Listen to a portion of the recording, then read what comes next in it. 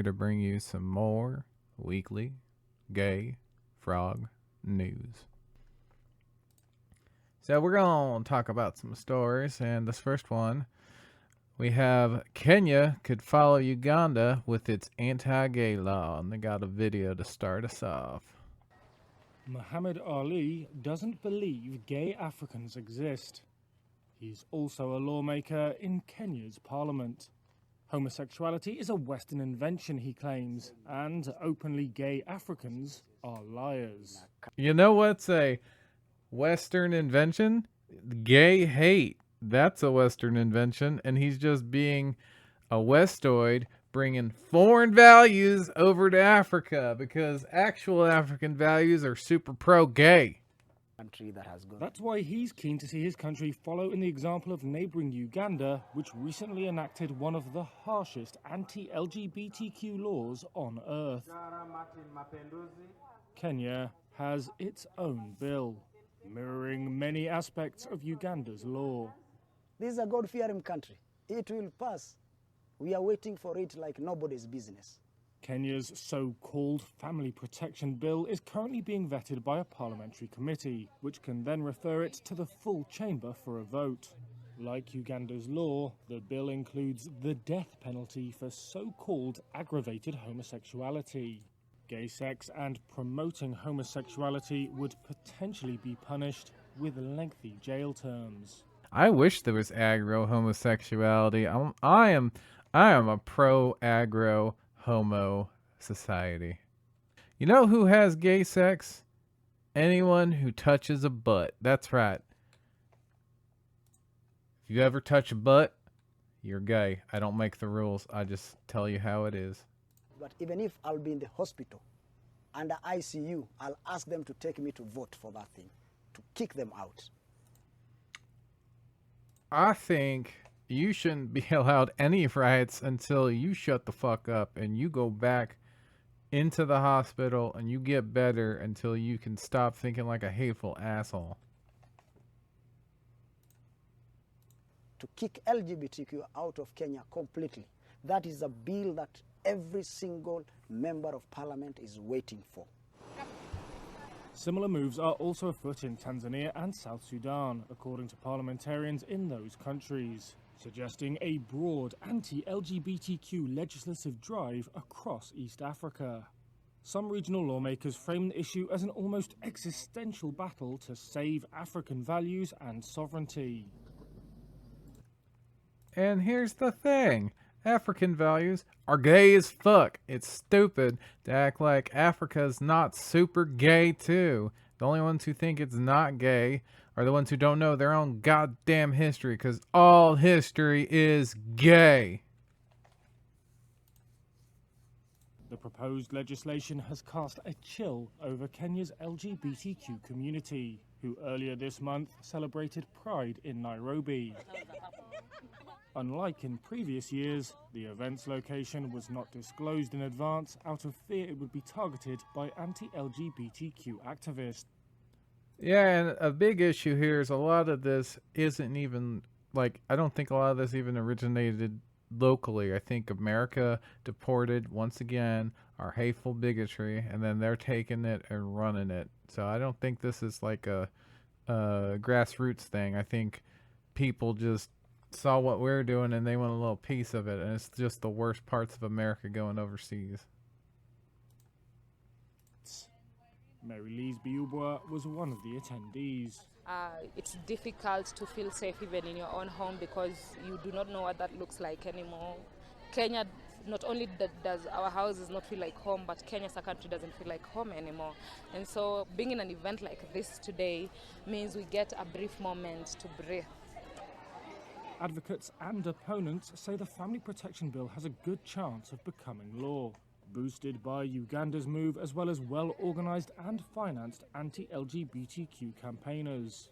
Spokespeople for the Kenyan presidency and government did not respond to requests for comment. But President William Ruto, an evangelical Christian, has given some indication of his views. I'm guessing it's the wrong he views. criticised a Supreme Court decision allowing an LGBTQ rights group to register as a non-governmental organisation.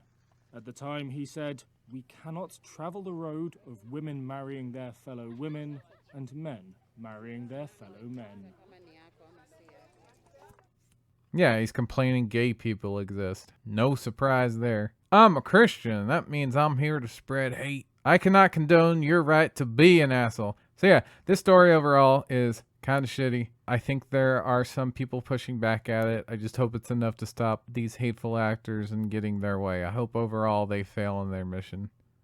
Next story. Hate crimes targeting California's gay community rose by 29% in 2022, report says. So even though California is the gay capital of the world, this is known, even the gayest superstate is having hate crimes against gay people rising. Trans people are already increasingly targeted, along with LGBTQIA plus youth in general. Learning all this hate from their parents and peers, thinking gay isn't natural, when it's the most natural and normal shit. But when you act like it ain't, people get all weird and single out for no reason.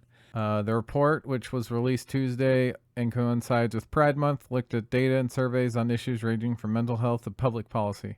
Between 21 and 22, there are over 390 reported hate crimes events motivated by sexual orientation bias in California, an increase of 29% over the previous period, the report states. And reported crimes is always a smaller number than actual crimes, and 29% looks like a huge jump, but 391 is like not a huge number. 29%'s a big jump, but that's over one a day. That's just overall bad. 45 crimes were motivated by anti-transgender or anti-gender non-conforming bias in 22, an increase of 55%. So it looks like the anti-gay stuff, the numbers are separated from the anti-transgender stuff, which I think is necessary just because of how hyper-focused the anti-trans stuff is. But I do think it is bleeding over into the anti-gay stuff. Overall, it's hate building on hate that spreads to more hate.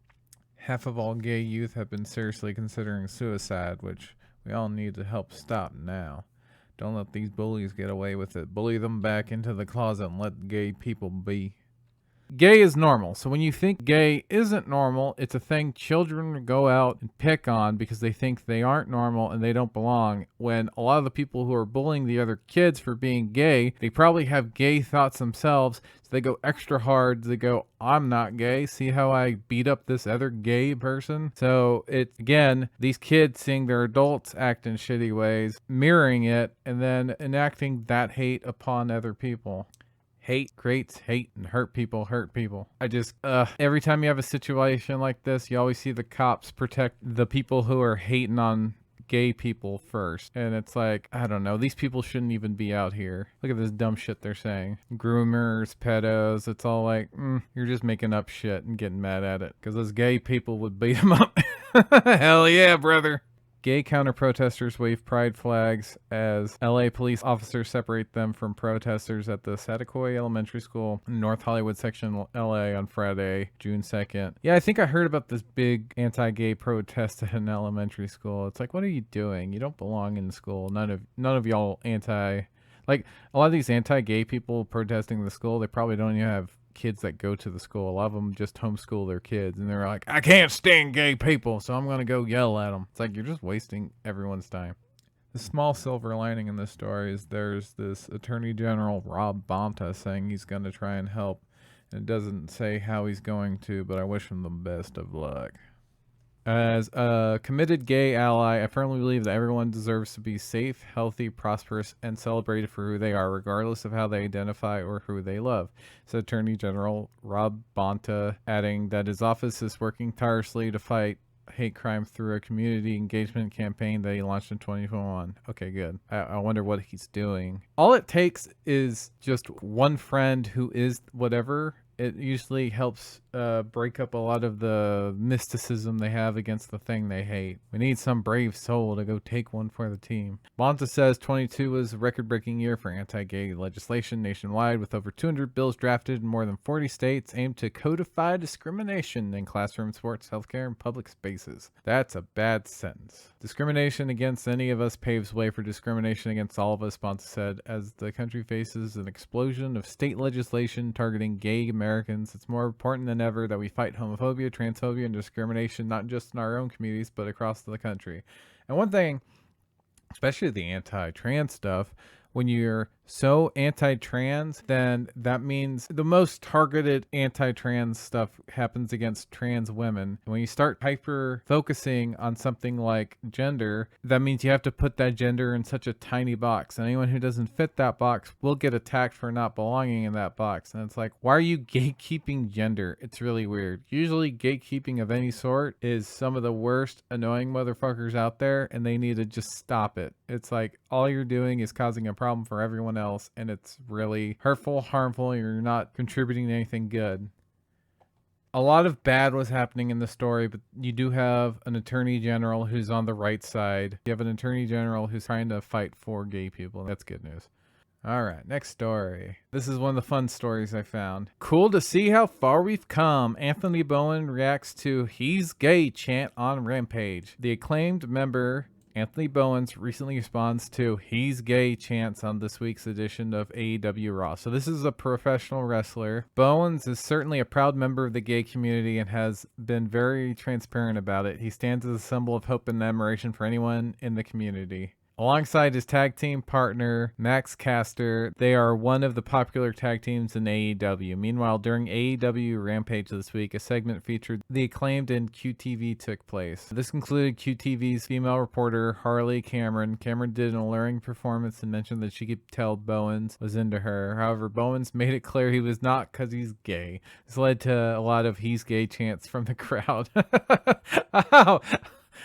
She's like, "I'm so into you." And he's like, "Nuh-uh, I'm gay." And the crowd's like, "He's gay, bum, bum, bum. He's gay, bum, bum, bum." I kind of saying, "Shut the fuck up, he's gay." Speech 100, Yo Riz 0. Anthony Bowens took to Twitter and reacted to the crowd chants. He stated that he was very proud of that moment and added just how far pro wrestling as a whole has come when it comes to inclusiveness. Yeah, like, you would never expect in pro wrestling they would be yelling "He's gay" in a positive way, but that's exactly what happened here. Tell me years ago I'd have an arena chanting "He's gay" at me in the most positive ways. I'd say you're crazy. It's pretty cool to see how far we've come. Still more work to do. Happy Pride, AEW Rampage. It makes me feel proud because, you know, there was a time I said that in a promo, I don't think I'd be able to have a moment like that ever, Bowens said. I would sit in my room in my car, just cry thinking if I came out, you know. My career's over, fans would hate me, wrestlers would hate me, and national TV company wouldn't take a chance on me, explained. So there's all this fear, you know, all this fear and anxiety. And I look back on now, be able to be somebody that people can watch on TV, added, hopefully connected to and relate to and give a sense of hope that I made it through, that anyone can make it. Because I don't know if you can see my gear, lady, I'm gay. Andy's taken. Yes. Go!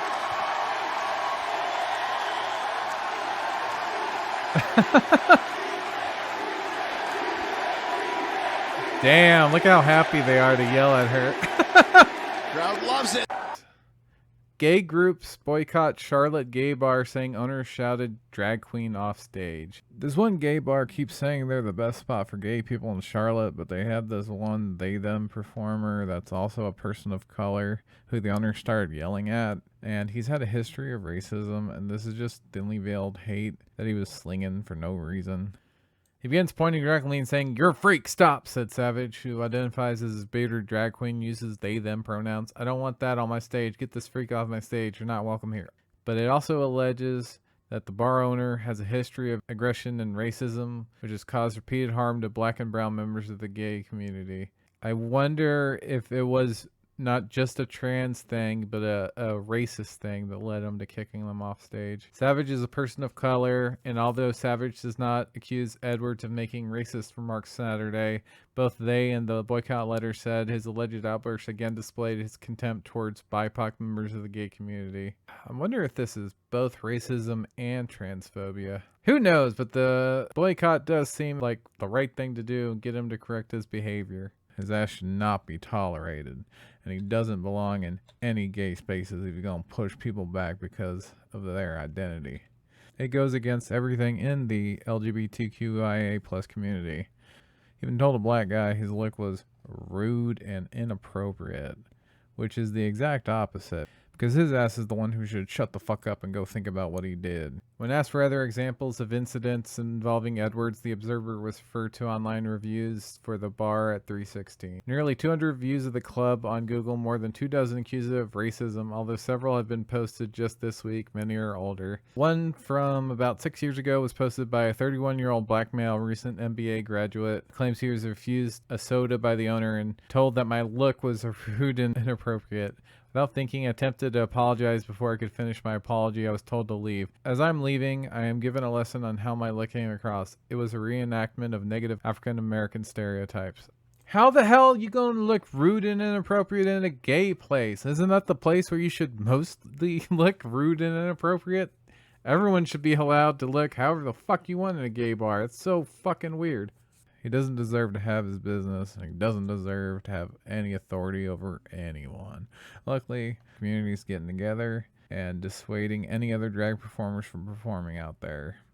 In their letter, signers state that they have instituted a ban on any drag performer/entertainer that accepts a booking or otherwise performs at the bar at 316. This boycott will block any performer who collaborates with Jeff Edwards in the bar at 316 in any way from performing in any other venue in either state, North or South Carolina, run by the undersigned. Protest held on June 20th. And savage in their email, Mr. Edwards loves to welcome what he sees as good company into his bar.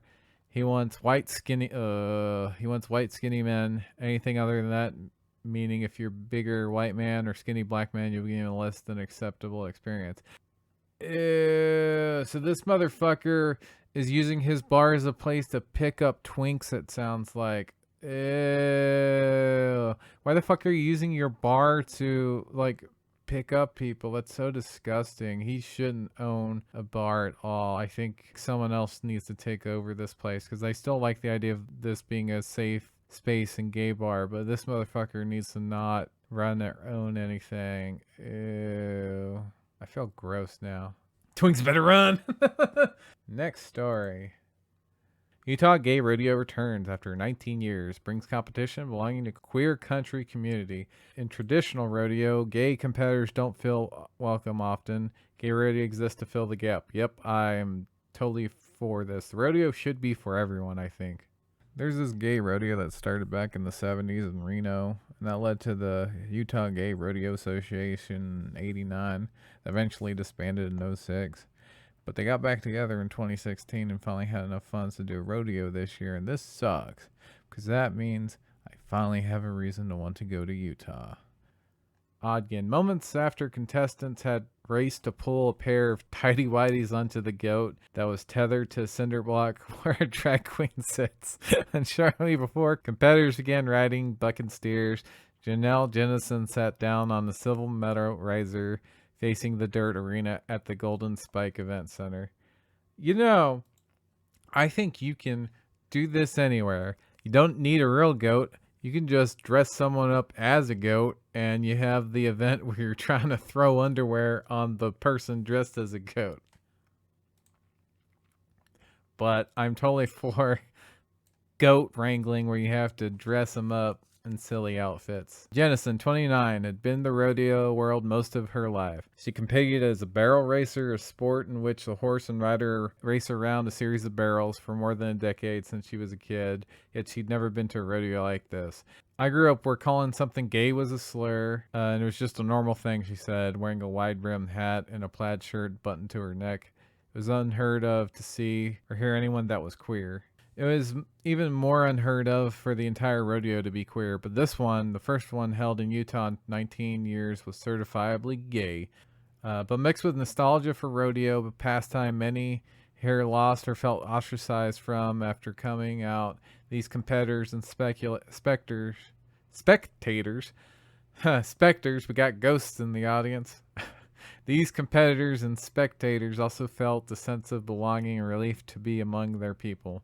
Folks who wouldn't judge them or for their boots or blue jeans, who knew the words to and could be brought to quiet tears by a Garth Brooks song, who grew up with more horses than neighbors, all either queer themselves or welcoming if you were. It's been a couple of times I've been near tears because this community just exists where you can just be queer and fully accepted. That's sweet. As she grew up barrel racing, Jennison said she stopped competing after coming out as gay to her parents, not because she wanted to, but because she was forced out of her home and forced to leave her horse and sport behind. That fucking sucks. She came to Ogden Rodeo on June 17th to try and get that piece of herself back and find community. That's really cool. The bull riding champion, Linda Sue Peterson, grew up with everyone telling her she can't ride bulls because she's a girl. And she was like, fuck that. And found out about the gay rodeo after coming out. And went and kicked all the other dudes' asses despite being allergic to literally everything. It's all I could think of. Every drawing I did was of riding a bull. But they didn't let you ride in high school because you're a female and all that, Peterson said. So I finally came out and got friends and found out about gay rodeo. 52 guys and me, Peterson said, and I'm the only one who stayed on every one of their head, and I won the jackpot the last day.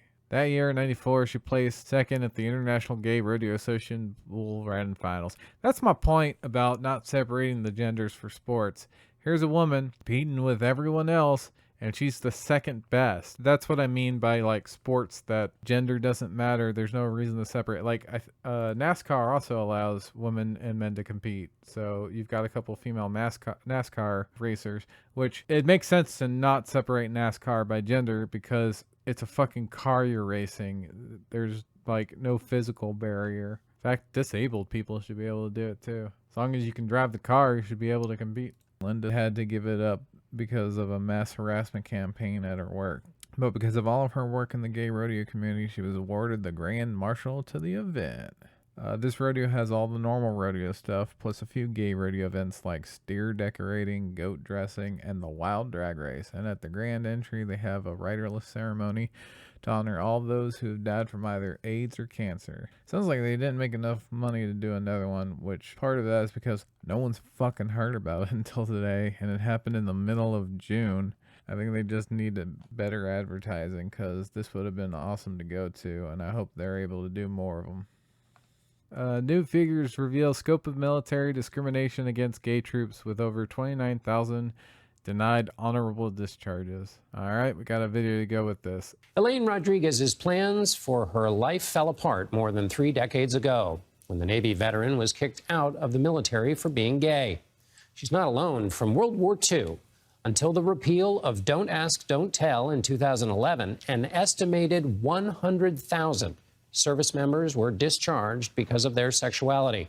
They often received a less than honorable discharge, which can seriously hurt a veteran's benefits and job opportunities. CBS News chief investigative correspondent Jim Axelrod spoke with Rodriguez about her fight to regain her honor. I'm trying to be strong, and it's like I can't talk about my past. Elaine Rodriguez's story begins just 10 months after she graduated from Navy boot camp in 1989.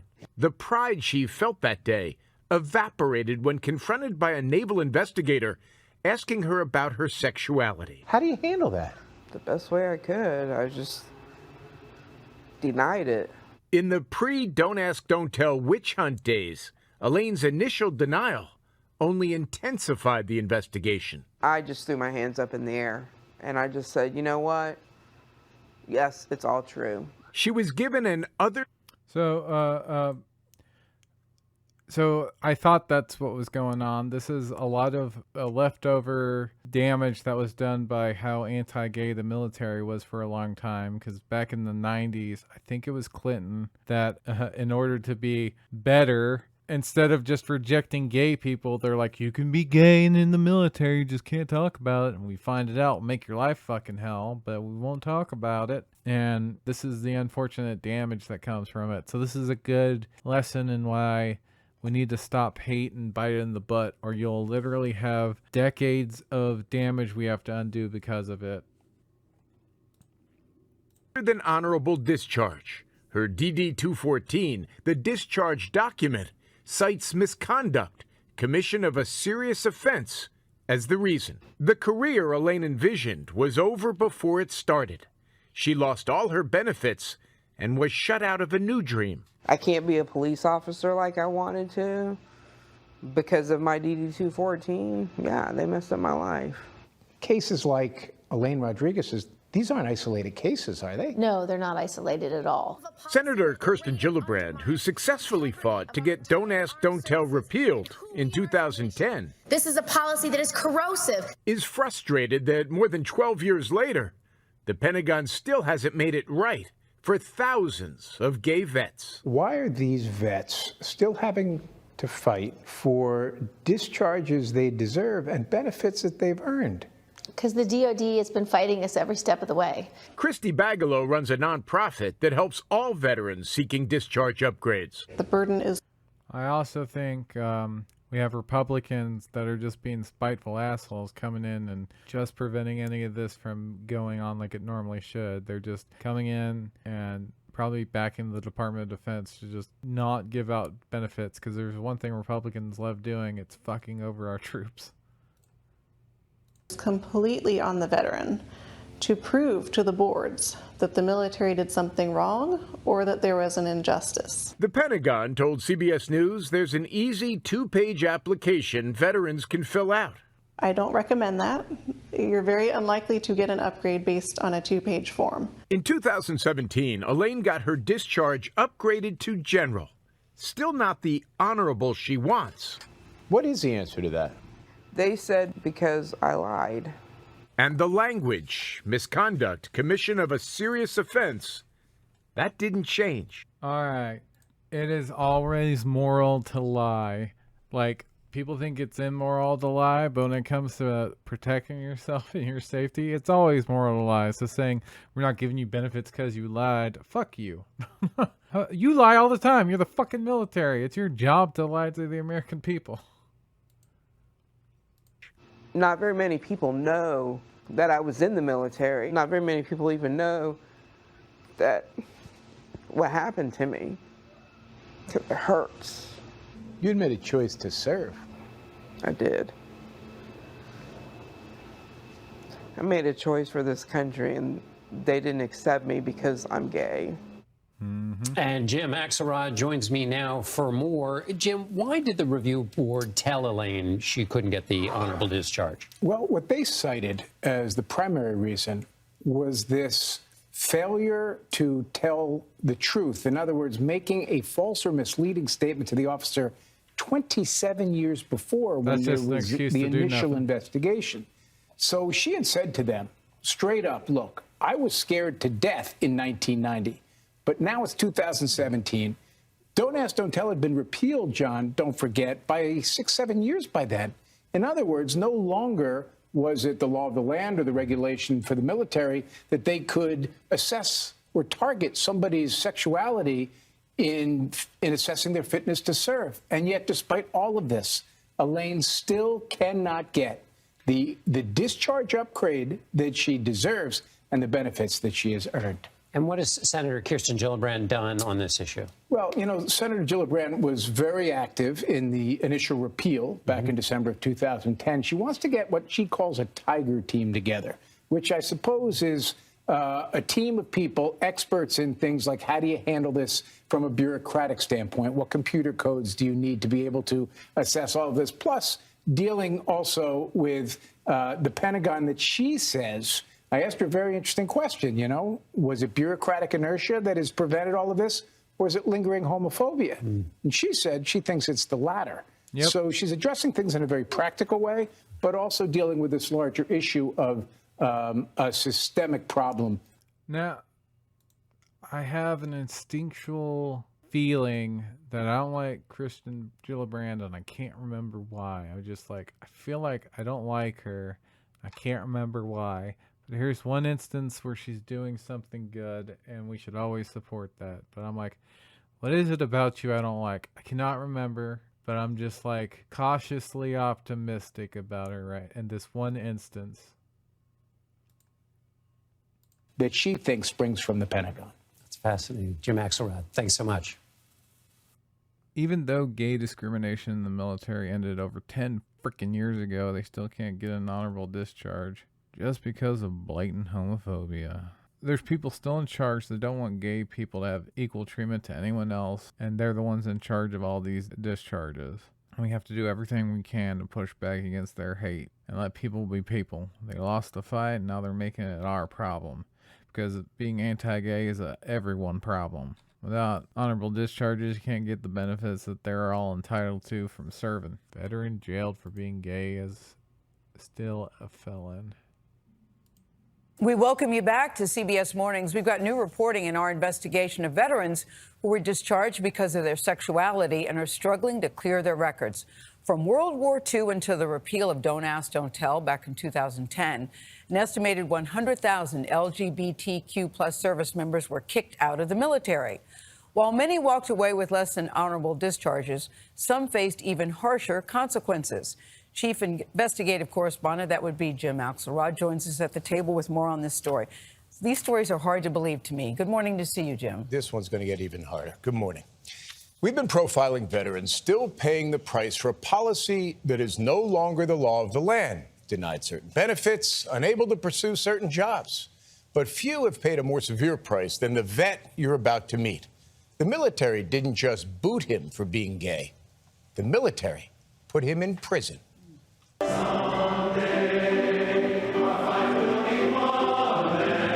At Seattle First Baptist Church, where the Seattle Men's Chorus is rehearsing for its Pride concert. Perhaps the only thing matching the power of the singing voices are the stories shared with the spoken ones. As my sexual identity blossomed, I battled with how to live the covert double life that was required of LGBTQ military members at that time. Like the story of Steve Morose and his time as an Air Force officer in the late 1980s when gay men and women could not serve openly. It all came crashing down in 1990 when an investigation into an enlisted friend led to my being court-martialed for conduct unbecoming an officer.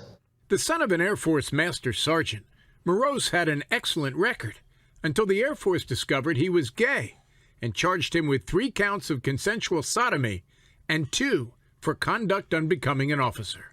All right.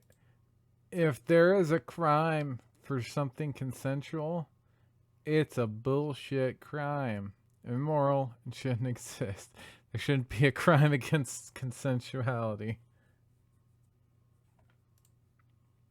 You were looking at 17 years in prison. I was 5 years per sodomy charge and a year per conduct unbecoming charge. For living your truth.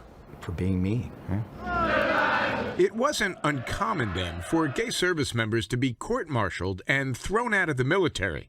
So Morose pleaded guilty, but the judge had other ideas. So when he came back in and sat down and said his decision was 24 months of confinement, my heart sank.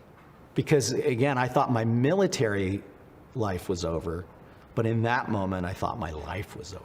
And with now, if you ever have a judge that sends someone to prison for getting fucked in the ass or fucking ass, that judge should never be a judge again. In fact, that judge should go to jail for imprisoning someone for false shit.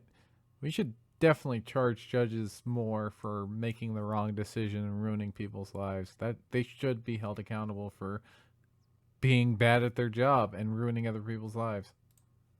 Sentenced to 2 years at Fort Leavenworth. Can you describe Leavenworth to me? I mean, I did get to know people that were there for life, who for rape, for murder. Was it a tough place?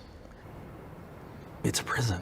Was the military justice system used to punish gay and lesbian members of the military for their sexuality?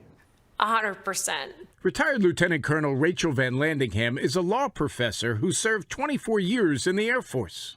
Is Steve Morose's case unique? There are thousands that have been incarcerated for their sexuality. A 6-month CBS News investigation found the military used a range of cover charges to target gay and lesbian service members for their sexuality before and even during Don't Ask, Don't Tell. Article 125 directly criminalized unnatural copulation. But other statutes included conduct unbecoming, indecent acts, and making false official There is no such thing as indecent acts in the military. Your whole point is to be indecent. So that's so stupid. Although there are some indecent acts I think should be criminalized. butt fucking ain't one of them, especially if it's consensual. Actually, only if it's consensual. Yeah, let's not criminalize butt fucking if people agree to get butt fucked. Statements. The numbers are very difficult to actually ascertain because there were so many alternative ways to involuntarily separate an individual from the military without putting on paper that you were doing so because of their sexual orientation. Does the United States military know just how many people have been imprisoned for their sexuality? No, because they don't want to know. But could they figure this out? Yes, if they cared enough, they could go through the records. Decades after his release from Fort Leavenworth, Steve Morose is still paying the price. I wasn't able to become a police dispatcher. Why couldn't you be a police dispatcher? Because I have a record. Because I have an FBI file. Because you're a felon? Correct. Have you ever? It's also bullshit that felons get less rights after they go to prison and do the thing. After you go to prison and do time, you should not be punished for life because of that. It's so stupid. We shouldn't have permanent punishments in this country. If you're punishing someone and they're being punished, have a place for that. Don't make that follow them forever. I don't agree with that. Also, the police suck, and you not getting to become a cop is not the worst thing in the world. Thought, I want my record cleared. I want my discharge upgraded. I want access to my benefits. I have, and I didn't pursue it, partly because I had heard how hard it was. How difficult is it for someone like Steve to have his conviction overturned? It's way more difficult than it should be. It should be incredibly easy. But Morose and an untold number of other veterans are still waiting for the Pentagon to make things right. They have the ability to do a retroactive look and say people who are hanging under the weight of something that is no longer valid should be made whole. What could be bigger than restoring someone's humanity, a sense of justice to somebody's life? Also, it is really annoying. They're only saying you deserve to have your humanity back because you're a veteran. It's like, no, prisoners need to be treated like people too. This is a prisoner. This is someone who committed a felony crime, and him, like every other felon, needs to be treated like humans after they come out again. It's so stupid that we treat people who made a mistake. And this is not a case of someone making a mistake, but you go to prison. Presumably you made some sort of mistake. You shouldn't have that follow you forever. We should treat our prisoners like people, because that's what they are. They're fucking people. Especially if you're that person, nothing.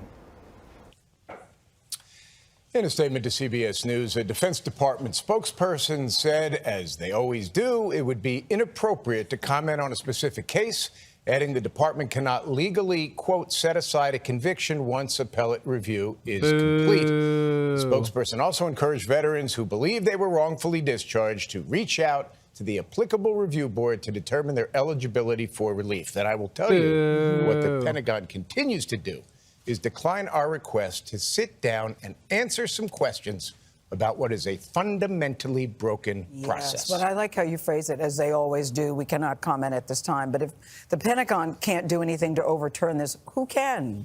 Well, we asked Rachel Van Landingham that question, the expert we just heard from, and because what Steve Morose and other veterans have been told to seek a presidential pardon. And Van Landingham just laughed, said they ought to buy some lottery tickets while they're at it. They got a better chance of winning the lottery than getting a presidential pardon. And then, of course, the question is it lingering homophobia or is it just bureaucratic? Well, you know what's never been done? There's never been a formal apology issued, not to this point, so we could start there. So it's like a great start. So is the military doing anything to address this now? I wish I knew. I wish I could tell you, but that would require them answering some questions. Well, Jim, I'll tell you what, doing stories like this will help apply pressure in areas that need it. Appreciate you. They break the numbers down, but altogether you basically have 30,000 Americans being told you don't deserve equal treatment. And to get fair treatment, they make you jump through all these damn hoops just to discourage you from even trying, and they're just hoping you'll quit. They do the same thing for all marginalized communities, and they don't really want to help like they do with immigrants. Hopefully they streamline this process soon and give these servicemen what they deserve. Minneapolis gay bar, the Saloon, cuts ties with Anheuser-Busch. So this gay bar that was founded in the 77 is basically saying since Bush won't stand with Dylan Mulvaney, someone I've heard completely against my will. There's not been a single story I've heard about them that I was like, I'm looking into this. It's been like, here you go. And I'm like, well, okay, thank you, I guess. Since Bush won't stand with Dylan Mulvaney, they're not going to serve Bush there anymore. And now they're looking for local breweries to serve instead. So overall, good news. Fuck these mega corporations. Majority worldwide for first time says their area is a good place for gay people to live. Gallup. This is good news. The majority of the planet says their area is gay friendly. We still have some areas that aren't great or going backwards even, but around the world, the majority of the planet says safe or friendly for the LGBTQIA plus community. Some high points are the Nordic countries like Sweden and Norway, both above 90%, and even the US with all of our bullshit is 81%. So not all the negativity get you down. The majority of the world likes and or is neutral to us. There are still 22 countries that say fewer than 1 in 100 is a good place for gay people, but there's 195 countries out there for perspective on how little that is. And this I thought was funny as hell. Here's a Fox News story. Massachusetts church vandalized after gay pride flags removed. Stay gay. Grace Community Church defaced with graffiti saying stay gay, stay hard. What an awesome sentence. This story is hilarious because Fox is trying to paint this like it's a bad thing. A church being vandalized, but fuck them. They were assholes and they deserved it. Preschool put some gay flags out. That's all they did. And the church forcibly removed them because bigotry. That's all. And then they hide behind their dumb book. Richmond posted a video to Instagram last Wednesday of the church member taking down flags, who explained she was doing so because it's a church that's not celebrate. You can't have your time, but we don't want to celebrate if we don't have to.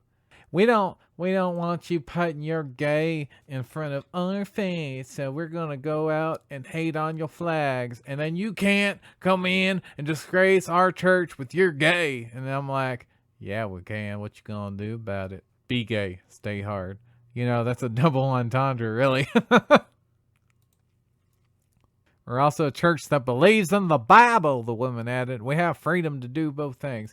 You do not have a freedom to be a bigoted asshole, at least openly. Go back in the closet, you homophobe. The guy who runs the preschool is gay and he just wanted to be represented, that's all. But it's too much for these folks. The response was someone else in the community spray painted on the church graffiti of a rainbow, as well as the words, stay gay, stay hard, and love is for everyone. Fortunately, I can't find this dope-ass graffiti anywhere, but it's hilarious and a cool crime. Cool crimes are always supported here. The content of the graffiti most likely is in support of the gay community, Marblehead Police Chief Dennis King said in a statement, adding that vandalism will not be tolerated and those responsible for this act or any future acts will be held accountable if identified. Okay, but what about the vandalism of ripping up the flags from your neighbor and throwing those away? That's vandalism too, but you don't hear them not tolerating that or doing anything about that.